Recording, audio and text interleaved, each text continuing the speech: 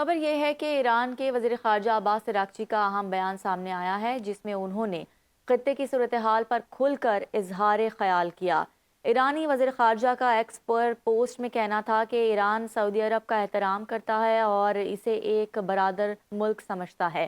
انہوں نے واضح کیا کہ ایران کی تمام کارروائیاں صرف دشمن اور جارح قوتوں کے خلاف ہیں، نہ کہ عرب ممالک کے خلاف۔ عباس عراقچی نے مزید کہا کہ جارح دشمن نہ عربوں کا احترام کرتے ہیں اور نہ ہی ایرانیوں کا، اور وہ خطے کو سیکیورٹی فراہم کرنے میں بھی ناکام ہے۔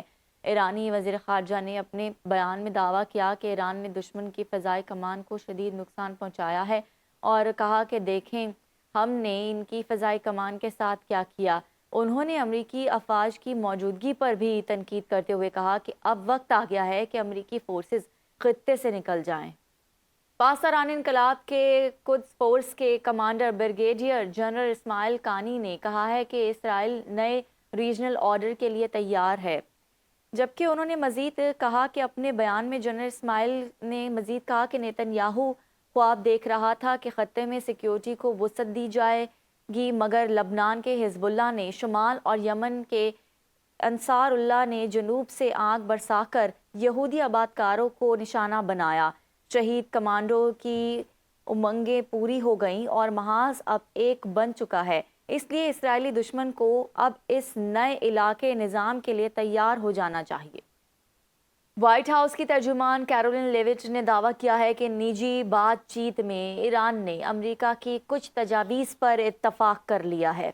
پریس بریفنگ میں وائٹ ہاؤس ترجمان نے کہا کہ ایران جنگ سے متعلق اچھی بات چیت ہو رہی ہے۔ ایران جنگ سے متعلق 4 سے 6 ہفتوں کی ٹائم لائن برقرار ہے۔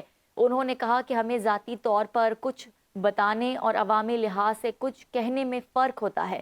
ایران نے ذاتی طور پر جو کچھ ہم سے کہا ہے اس کو جانچا جائے گا۔ کیرولین لیوٹ نے مزید کہا کہ صدر ٹرمپ عرب ممالک سے جنگ اخراجات میں مدد کرنے کے لیے کہہ سکتے ہیں۔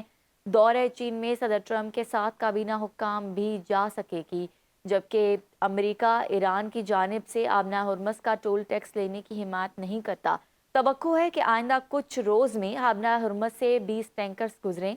امریکی صدر ٹرمپ ایران معاہدہ 6 اپریل کی ڈیڈ لائن سے پہلے کرنا چاہتے ہیں۔ اسرائیلی پارلیمنٹ نے فلسطینیوں کے لیے خصوصی سزائے موت کا قانون منظور کر لیا ہے۔ اس قانون کی منظوری کو اسرائیل کی انتہا پسند دائیں بازو کی جماعتوں کی بڑی کامیابی قرار دیا جا رہا ہے، جنہوں نے طویل عرصے سے اس اقدام کے لیے دباؤ ڈال رکھا تھا۔ وزیر اعظم نیتن یاہو نے بل کے حق میں ووٹ دیا۔ قانون کے مطابق یہ فیصلہ کیا گیا، جبکہ مقبوضہ مغربی کنارے کے وہ فلسطینی جو اسرائیلی شہریوں کے قتل کے جرم میں سزا یافتہ ہوں گے انہیں پھانسی بھی دی جائے گی۔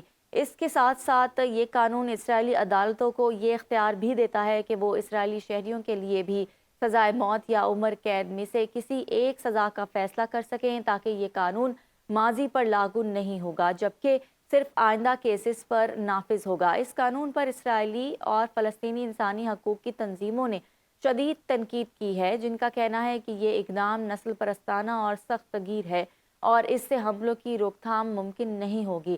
عرب میڈیا کے مطابق اس قانون کو اسرائیل کی سپریم کورٹ میں قانونی چیلنجز کا سامنا کرنا پڑ سکتا ہے۔